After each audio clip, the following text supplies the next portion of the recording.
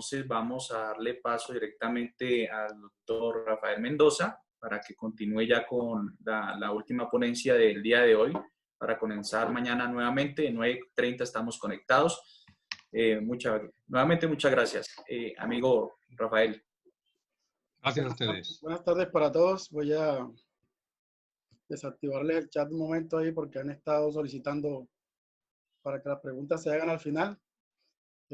Bienvenidos, saludos a todos de diferentes países que se encuentran conectados, sobre todo los que nos escuchan desde Colombia. Hemos querido realizar, ya Edwin les dijo, este evento con el fin de hacer algunas aclaraciones sobre aspectos que tienen que ver con la investigación de accidentes que son de vital importancia. Para los que no me conocen, yo soy abogado, mi nombre es Rafael Enrique Mendoza Vergara, de Colombia, estoy radicado en Barranquilla, especialista en Derecho Administrativo. Tuve la oportunidad de laborar en la policía aproximadamente 21 años y medio, de los cuales estuve aproximadamente 17 vinculado en la Dirección de Tránsito y Transporte, en la Escuela de Seguridad Vial, trabajé también unos años, y los últimos años estuve como jefe de laboratorio de criminalística de la Seccional Atlántico.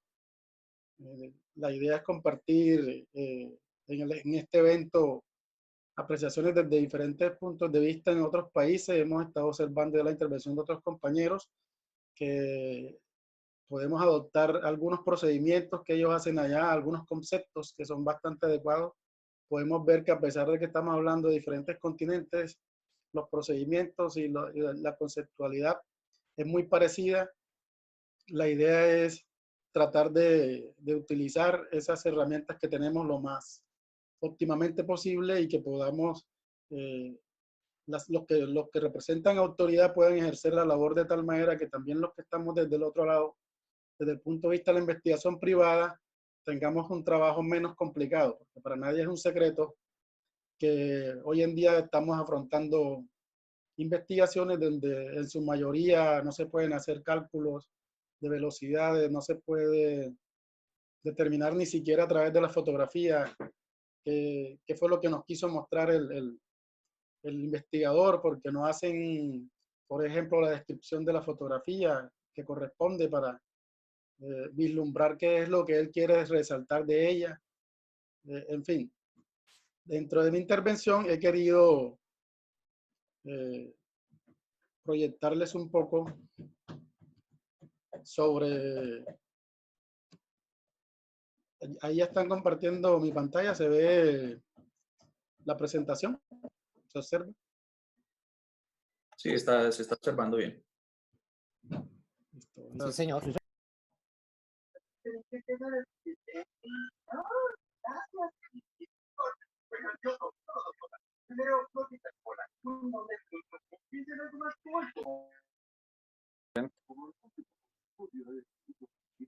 Listo. Entonces, en esta intervención he querido como traer una especie de conceptos previos aclaratorios.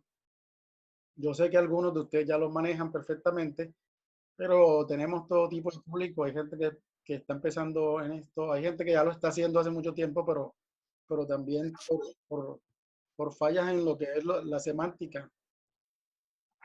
De pronto, porque así se lo enseñó o porque así lo aprendió en su momento, de pronto han estado cometiendo errores sistemáticamente y la idea es que quede lo más claro posible.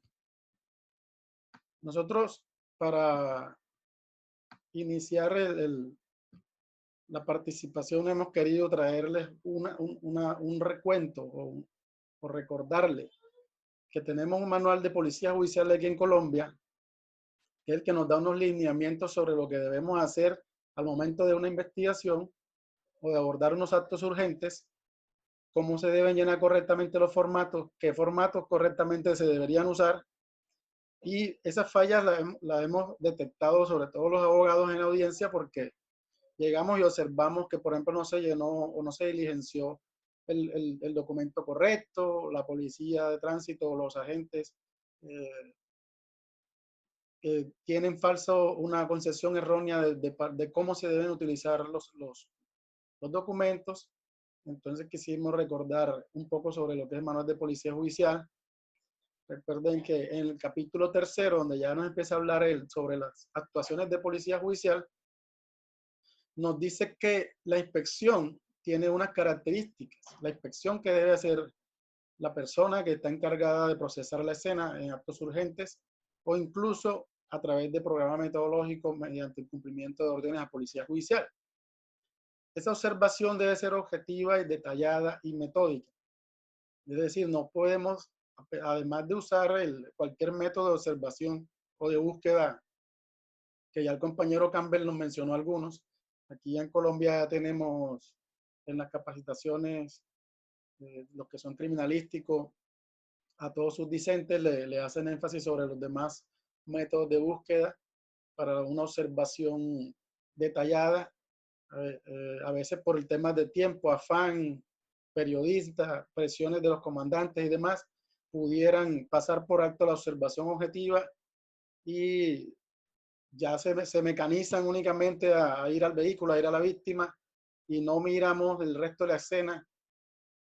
Por eso suceden cosas como, por ejemplo, cada clase de accidente, colocan volcamiento simplemente porque el vehículo está volcado, pero no se dan cuenta que el volcamiento fue por otro hecho, puede ser por un choque, en fin. Y esa falta de observación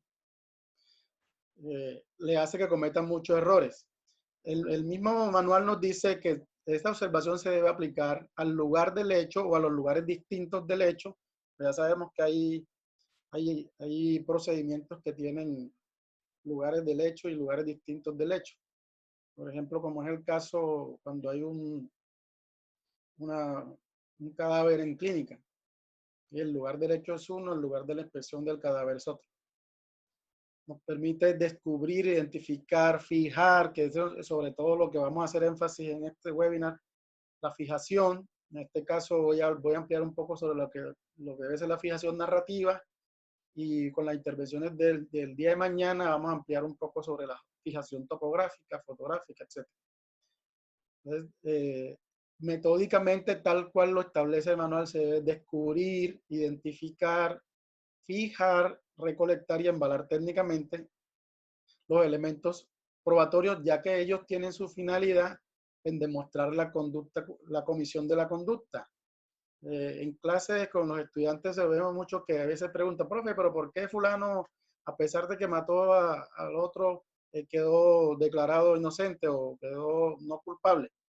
Pues precisamente por las falencias que muestran los que atienden los actos urgentes, no tienen en cuenta que estos elementos que se deben recolectar y embalar técnicamente y respetarse los procedimientos de cadena de custodia, tienen su finalidad en demostrar el nexo entre el victimario, los elementos que utilizaron, el delito, la víctima, para poder llegar a demostrar que efectivamente se cometió la conducta punible por parte de ese actor. Dentro de esas inspecciones, hablamos específicamente en el día de hoy sobre la inspección del lugar de los hechos y ahorita vamos a hablar sobre la inspección del cadáver. La inspección del lugar de los hechos nos manifiesta el mismo manual, que es una fijación y una descripción del lugar de los hechos a través de unos procedimientos que podemos hacerlo mediante el uso de fotografías, videos, planos topográficos, moldeos y la narrativa, que es la que estamos haciendo énfasis en esta intervención, la cual debe hacerse de forma clara, precisa y cronológica. En esto hacemos mucho énfasis porque la fijación narrativa, a veces yo les digo de manera jocosa a los estudiantes o discentes, hay que escribir para que nos entienda cualquier persona que no domine el tema. Muy claro.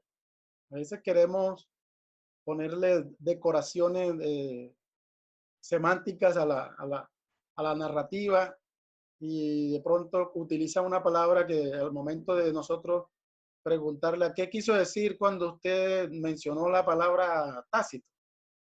No, yo quise decir que eso estaba escrito acá en la norma. Y resulta que tácito es todo lo contrario. Entonces, la semántica también es importante en lo que se está narrando, que debe ser, ojalá, lo más claro posible, preciso y en orden cronológico de cómo sucedieron los hechos para que esta fijación narrativa se haga de la manera correcta. Además, conservar que esta se debe hacer de lo general a lo particular. Algunos, el manejo de, por lo menos, del lugar de los hechos con víctimas, les he criticado mucho el aspecto de llegar, cerrar y de una vez dirigirse a la víctima como elemento número uno, pudiendo haber encontrado una huella en su camino o en su trayectoria hacia la víctima, que al ser un elemento que ha sido descubierto primero, debería ser nombrado primero. Es como una costumbre que tomamos de fijarlo como número uno simplemente por el hecho de ser la víctima. No, yo considero que independientemente del lugar por donde se ingrese al lugar de los hechos, desde ahí, el elemento que vayamos encontrando se va numerando o se va fijando para su posterior recolección respetando los procedimientos. De lo general a lo particular, es decir, entramos a la escena desde afuera hacia adentro a cada uno de los elementos y posteriormente vamos a describir los detalles. En la inspección técnica cadáver nos dice el manual que se debe manejar como cualquier diligencia de inspección al lugar de los hechos. Por eso también, incluso los lineamientos que nos dan es que cuando se llena la inspección al lugar, inspección a cadáver, perdón, no se diligencia de inspección, no se diligencia de inspección al lugar, porque sería como una doble información. Reitero, en el caso de inspección a cadáver, con este documento, ahí se está dejando registrado ya la información que corresponde al lugar de los hechos también. Manifiesta el manual que cuando se realice la inspección técnica a un lugar diferente de donde se originaron los hechos, se debe ubicar dónde se originaron los hechos para trasladarse hasta ese sitio lo más pronto posible y verificar que no se vaya a perder ni a contaminar elementos probatorios que pudieran estar en la escena para la posterior investigación. Ubicar los testigos, rutas de ingreso y salida, para también verificar de pronto el tema de huellas, cámaras de video públicas y privadas. Si nosotros tenemos la relación de dónde ocurrieron los hechos y al desplazarnos hasta allá, no solamente el sitio de los hechos, sino como estamos verificando también rutas de ingreso y salida, alrededor de ese sitio que de video pudiesen existir que nos puedan orientar. Quizá en el lugar de los hechos no se pudo observar lo que sucedió, pero a una cuadra hay una cámara que establece por la ruta de salida o ingreso y muchas investigaciones han llegado a buen término utilizando esta estrategia. El mismo manual en el numeral 367 nos habla sobre unos aspectos básicos para la ejecución de registros de allanamiento y nos hace énfasis en el que en el caso de encontrar elementos probatorios y evidencia física se deben fijar bajo cualquier medio, como los que mostramos en la lámina, y nos describe los 4 medios por los cuales la policía judicial debe hacer esa recolección o esa fijación de las evidencias. Tenemos acá para hacer como una especie de cuadro comparativo entre una situación y la otra, lo que es la descripción narrativa y la fijación narrativa, que es lo que tiende a confundir mucho el perito investigador. La fijación, la descripción narrativa es la que va en el lugar de los, perdón, en el informe ejecutivo. Se debe hacer una descripción narrativa porque esta descripción narrativa va encaminada a los hechos. Lo que queremos hacer con la descripción es narrar todo lo que sucedió, todos los procedimientos que se utilizaron, cómo sucedieron las cosas, en dónde sucedieron las cosas. La descripción va encaminada a responder las preguntas que siempre nos hacemos en los famosos informes de policía que anteriormente se diligenciaban, o cualquier informe que uno vaya a rendir hacia una autoridad, tratar de responder los interrogantes de qué, cómo, cuándo, quién, dónde y por qué. Esa es una descripción narrativa, totalmente diferente a lo que es la fijación narrativa, que es lo que debemos hacer en el acta de inspección al lugar o inspección al cadáver. Una fijación narrativa, a diferencia de la descripción de los hechos, va encaminada a establecer el hallazgo de los elementos probatorios, realizar la actividad de inspección al lugar o al cadáver, describir la actividad que se está haciendo en el marco de la inspección al lugar o inspección al cadáver. Documentar fotográfica y topográficamente si se requiere la escena como un apoyo a la fijación narrativa que se hace dentro de estas dos actas. Fijar la ubicación de los elementos probatorios y evidencias físicas dentro de la escena. Demostrar o describir en qué estado se encontraron estos elementos en la escena de los hechos y también fijar la conexión que esto tiene con otros lugares de los hechos. Entonces, la invitación es a que tratemos de diferenciar lo que corresponde a la descripción narrativa de los hechos con la fijación narrativa de los elementos probatorios en el marco del procedimiento del acta de inspección al cadáver y del acta de inspección al lugar.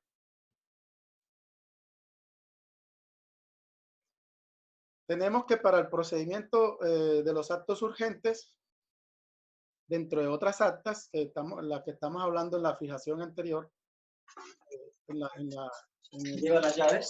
lámina anterior, donde estamos hablando de dónde se hace la fijación narrativa, hay unas imágenes que representan esas dos actas que usamos, de inspección al lugar, inspección a cadáver, donde, bueno, la de cadáver no es la primera página, pero sí hay una parte donde se dice que se haga descripción de la diligencia, incluyendo los hallazgos realizados y demás. Y acá en este campo se debe hacer una fijación narrativa totalmente diferente a la que se está haciendo en el informe ejecutivo. Porque sucede que estamos,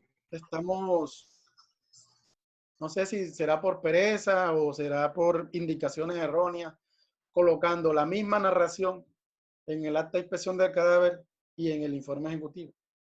Resulta que no, porque le reitero, como lo decía en la lámina anterior, la finalidad de lo que hay que escribir en el acta de inspección de cadáver o de lugares es la fijación narrativa de los elementos probatorios.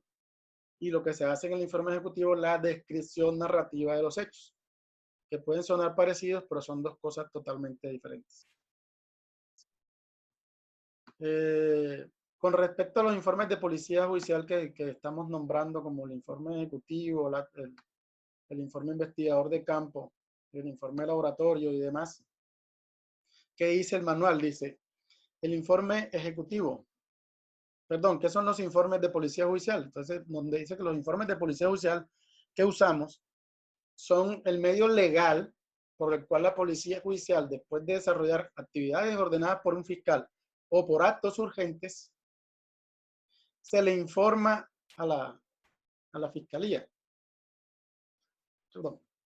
Es decir, este es el documento que legalmente corresponde para informarle a la policía, a la fiscalía sobre los resultados y hallazgos obtenidos en el marco, bien sea de una investigación o bien sea de actuaciones de actos urgentes, perdón.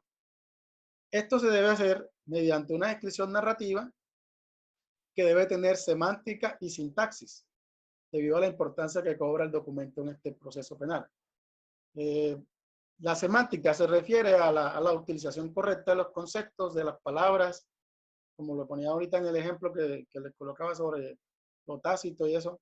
Y la sintaxis corresponde a simplemente el orden cronológico de las cosas y la coherencia del correcto desarrollo de las oraciones que usted está implementando en ese informe de policía judicial. Dentro de esos informes de policía judicial nos nombra el manual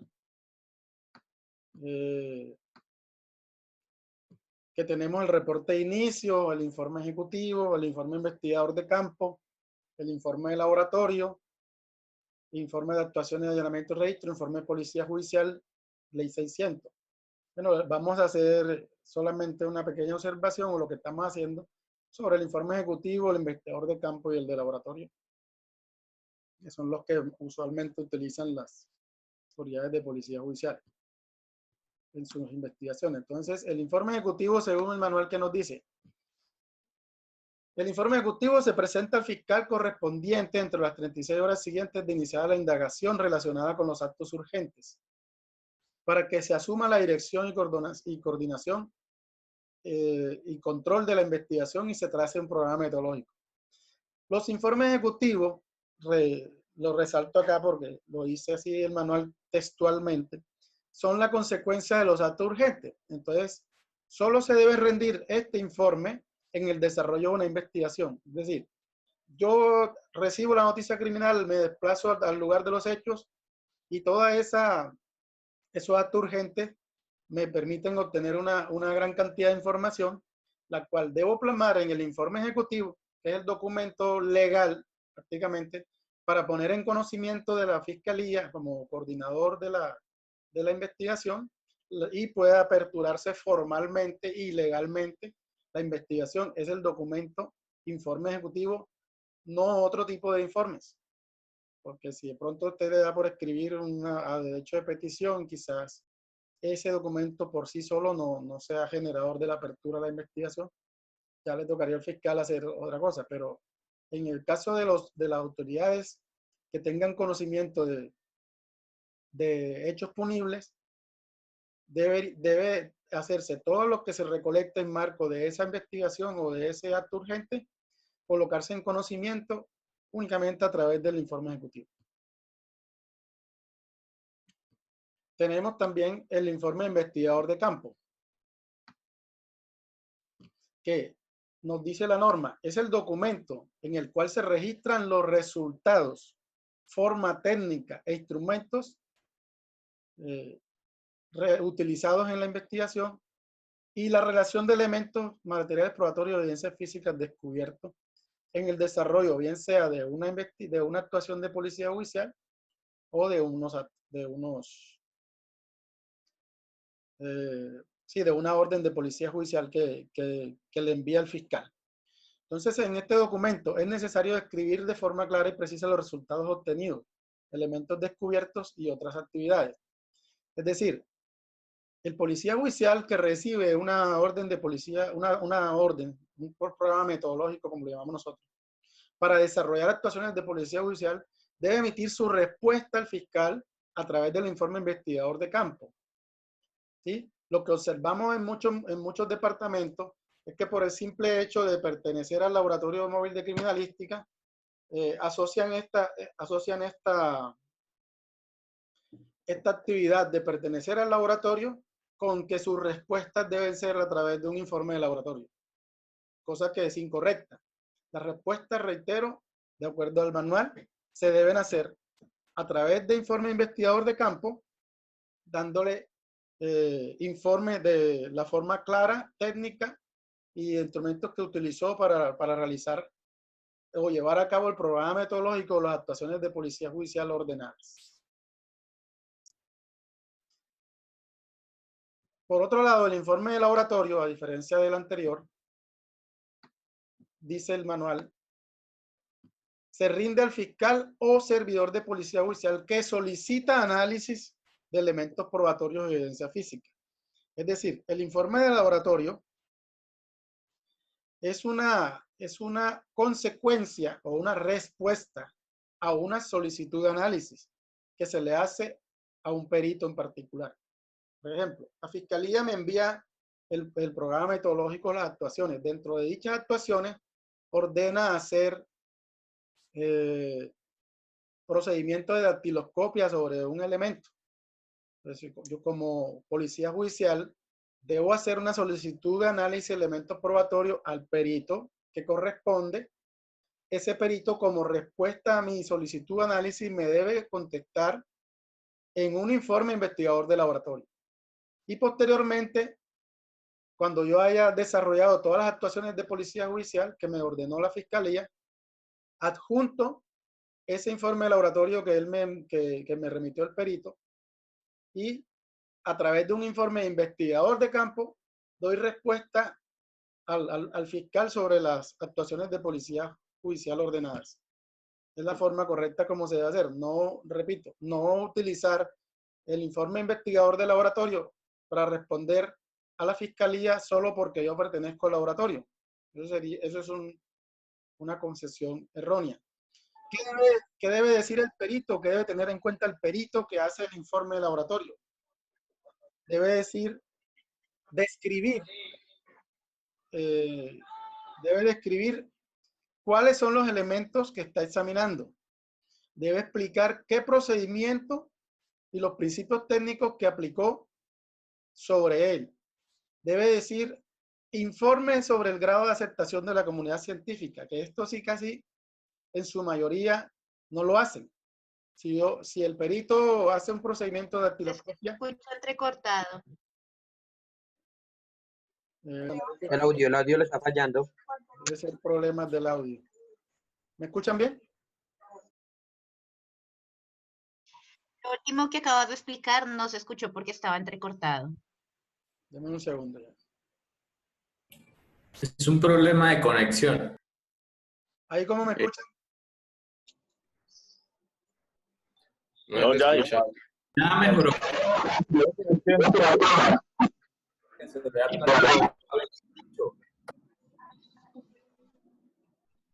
Bueno, voy a continuar. En internet, es la señal. ¿Hasta dónde me escucharon bien para repetir, por favor?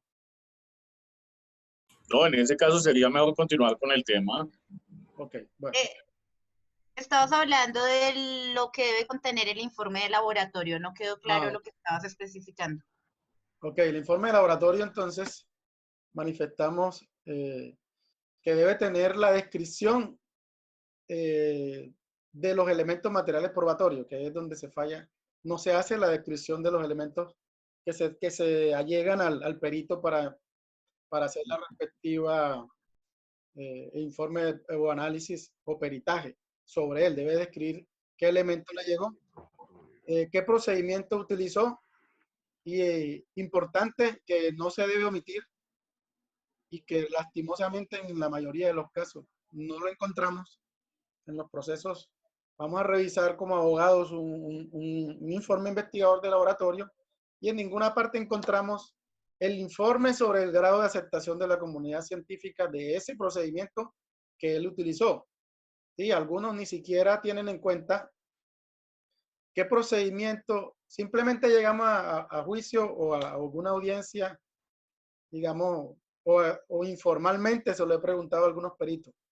¿Cuál es el método que utilizaste para la investigación? Y posiblemente quedan mirando al cielo. Eso es una pregunta que él debe tener. Si hace peritajes o informes de investigador de laboratorio, no se debe omitir porque lo ordena el manual, que debe quedar el grado de aceptación de la comunidad científica, es decir, basado en qué usted hizo ese procedimiento. Sucede mucho en tránsito con el tema de los coeficientes de fricción, que pronto hay personas que utilizan las que leyeron en un libro X o las que alguien le dijo en cierta capacitación, sin tener en cuenta cuáles son los coeficientes realmente aceptados por la comunidad científica para este tipo de investigaciones. Se debe describir o relacionar los elementos que se emplearon para dicho peritaje o para dicho dictamen.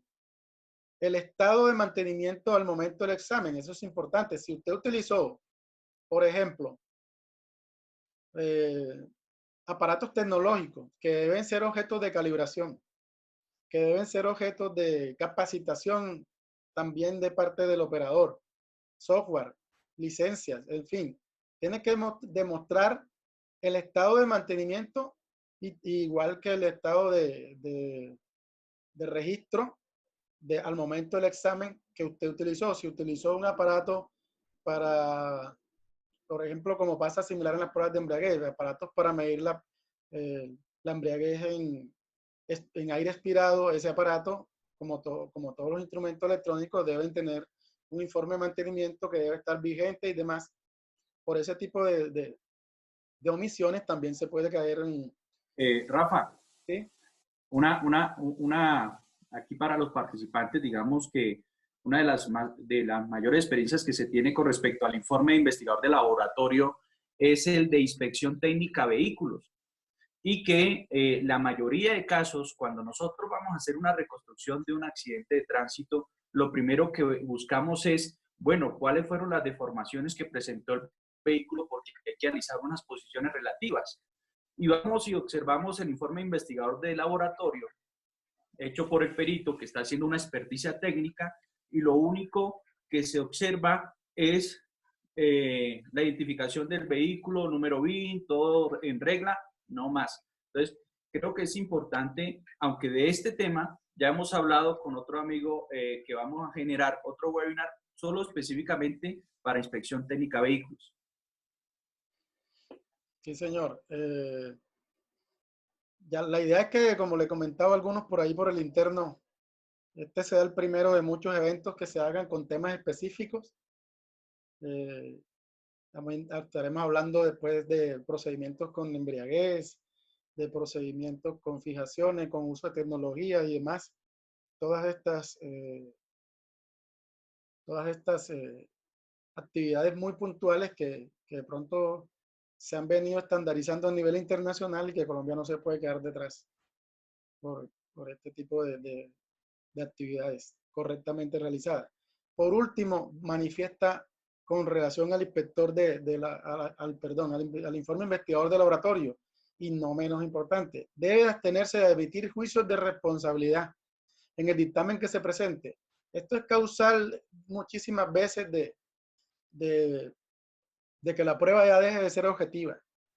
El perito tiene sobre todo en tránsito, tiene la costumbre o la mala costumbre de pronto querer ya involucrarse en la investigación que está realizando y querer decir, bueno, porque, por ejemplo, porque ya este iba embriagado, causó el accidente, la culpa es de él, etcétera, y empiezan a parcializarse en sus dictámenes y demás, y posteriormente se demuestra que la embriaguez sí estuvo presente, pero no fue la causante del evento. Y entonces ya sus dictámenes y todas sus situaciones que describió en el informe de investigador del laboratorio empiezan a perder peso, por llamarlo así, porque usted no hizo una investigación objetiva y se dedicó a hacer juicios de responsabilidad. Además ya de involucrarse en un problema de tipo personal, digamos, cuando estamos atendiendo accidentes de tránsito, el manual para evidenciar el informe. En el tema de las hipótesis le dice a usted que la hipótesis está diseñada o su finalidad es para generar estadísticas que nos lleven a identificar cuáles son los fenómenos que más causan o las hipótesis que más causan accidentes y eventualmente generar campañas de prevención. Y le dice que usted debe generar una hipótesis del evento. La casilla número 11 le dice hipótesis del accidente. Pero vemos que muchos agentes de tránsito, autoridades, colocan vehículo 1, vehículo 2, tal hipótesis. Al colocar ahí vehículo 1, vehículo 2, están haciendo juicios de responsabilidad. Porque a usted nadie le está preguntando quién es el responsable de la hipótesis. Usted lo que debe colocar ahí es hipótesis que pudieron causar el evento. Es decir, exceso de velocidad, embriaguez, imprudencia del peatón, no guardar la distancia. Las hipótesis que usted considere sin endilgarle a ningún vehículo. Porque en el momento en que usted le coloca vehículo 1, exceso de velocidad, usted ya está sobrepasando lo que la norma le está diciendo. La norma le dice no emitir, no, recuerde que la hipótesis marcada no corresponde a juicios de responsabilidad. Lo mismo pasa en el informe investigador de laboratorio. El perito que emite el informe debe abstenerse de hacer juicios de responsabilidad personales ni opiniones personales que digan en mi parecer o en mi caso no. Recuerden lo que está haciendo énfasis el manual. Y debe hacerse procedimientos con grado de aceptación por la comunidad científica, no opiniones personales. Se sigue cortando el audio, Rafa, se sigue cortando el audio. Efectivamente, Rafa, no hay audio. No sé qué pasaría, como que me salió que... Uno de los inconvenientes para que de pronto el audio falle es porque tienen las cámaras o los videos abiertos. Entonces yo creería que los que de pronto no están dando la conferencia apagan el video, dejan solamente pues, que el expositor sea el que mantenga directamente la dirección de la clase y así no se carga el programa. Qué pena interrumpirlo, Edwin. Sí, pero hay varias personas que tienen el micrófono prendido para que por favor miren en el chat quienes los tienen prendidos y lo apaguen porque esto es una manera en que se daña la transmisión. Sí, señor, ahí me escuchan mejor. Sí, señor. Sí, lo que pasa es que muchos activan audio y video y entonces hacen que la conexión sea un poco lenta. A lo último les estaba diciendo que haciéndole énfasis en que el perito debe abstenerse de emitir juicios de responsabilidad. No sé si me escucharon el tema de los IPAD, donde ellos acostumbran a colocarle al lado de las hipótesis vehículo 1, vehículo 2, endilgando responsabilidades que nadie le está solicitando. En la casilla número 11, hipótesis, claramente dice hipótesis del accidente. O sea, le están preguntando a usted qué pudo causar el evento, no quién, que es el principal error que cometen en muchos croquis. Nosotros cuando atendemos accidentes y solicitamos el IPAD diligenciado, observamos muchos, póngale un 80% aproximadamente, de los agentes colocando vehículo 1, vehículo 2 y endilgando hipótesis ahí. Ya podríamos eventualmente tomar acciones contra ese agente por sobrepasar las funciones que le está otorgando el manual. El manual dice, recuerde que la hipótesis no corresponde a juicios de responsabilidad. Entonces usted no debe colocar ahí vehículo 1, vehículo 2, nada. Solamente las hipótesis que correspondan a las que pudieron generar el evento. Únicamente eso es lo que le pide. Acá vemos que el manual, el informe de laboratorio también hace énfasis en que el perito debe abstenerse de emitir juicios de responsabilidad. Era lo que les estaba haciendo énfasis ahí. Y hasta ahí ya termina el pequeño aporte, ya que el tiempo es un poco limitado. Vamos a procurar que en nuevas capacitaciones se toquen temas puntuales, se toquen o se tenga de pronto más tiempo. Ya hay por el interno, por el correo y diferentes medios, recibiremos sugerencias, recomendaciones al respecto. Le doy la palabra al magíster Edwin Remolina. Gracias, Rafa. Muchas gracias por su intervención. Y bueno, como hemos visto, nos hemos enfocado en el tema de policía judicial, el diligenciamiento de los formatos que acaba de explicar el amigo Rafa. Los tres ponentes anteriores también hablamos de ese procedimiento del lugar de los hechos, ¿sí? Importantísimo, pero algunas preguntas que ustedes han realizado, el tema de la velocidad, de la alcoholemia, son temas que van después del manejo del lugar de los hechos. O sea, yo no puedo hallar velocidades si no tengo una buena fijación de los elementos de materia de prueba, por ejemplo, en el caso de las huellas, que se falla mucho. ¿Cómo se fijan esas huellas? Algunos solamente toman la longitud, etcétera.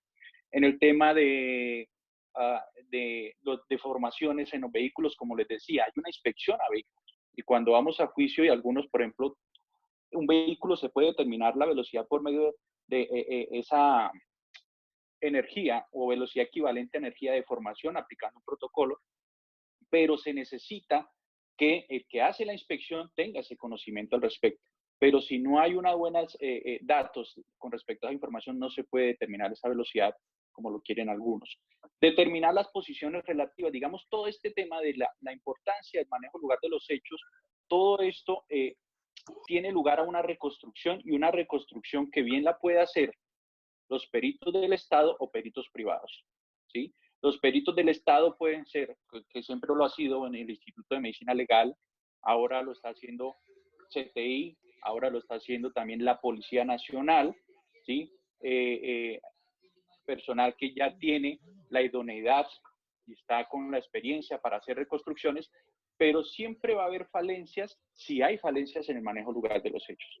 Si no hay una buena recolección de datos, si yo no tengo datos de informaciones, por ejemplo, todos los informes de accidente de tránsito que hemos visto, bueno, la mayoría, cuando dicen descripción de daños, ¿qué están registrando en el IPAD? Que eso es lo que vamos a hablar el día de mañana sobre el IPAD. Solamente describen partes del vehículo, guardafangos, parachoques, o bueno, algunos bumper, capó, pero no dice qué pasó en ese elemento. No están hablando de que hay una deformación en el tercio delantero izquierdo, algunas circunstancias específicas a tanta altura, por ejemplo, determinar la trayectoria de un peatón mediante las deformaciones de un automóvil en el impacto. ¿A qué me refiero? Que si usted me dice que en el parachoques del delantero del automóvil hay un hundimiento o una deformación en el tercio derecho, luego tenemos una deformación en persiana y capó en el tercio medio, y luego tenemos el vidrio cerrado en el tercio izquierdo, con esa sola descripción yo ya estoy teniendo en cuenta cuál es la trayectoria del peatón al momento del impacto, que es de derecha a izquierda, ¿sí? Que también tengo que analizarla después con el análisis de las lesiones. Claro, si la víctima fallece en el lugar de los hechos, el procedimiento de policía judicial es muy claro, solamente vamos a recolectar el elemento material de prueba y embalarlo y llevarlo a medicina legal. Pero hay lesiones externas que podemos describir. Ahora, si está en el centro médico, podemos solicitarle allí al personal que atiende a la víctima qué lesión tiene, y por ejemplo, si es una fractura, es importantísimo que le pregunte esa fractura hacia dónde está desplazada, porque me indica la fuerza a la cual se le aplicó para generar esa fractura, y con eso voy a tener la posición relativa de ese peatón al momento del impacto, ¿sí? La posición de un motociclista o un ciclista al momento del impacto. Cosas como esas son muy importantes, pero en la labor de policía judicial cuando se presenta el hecho.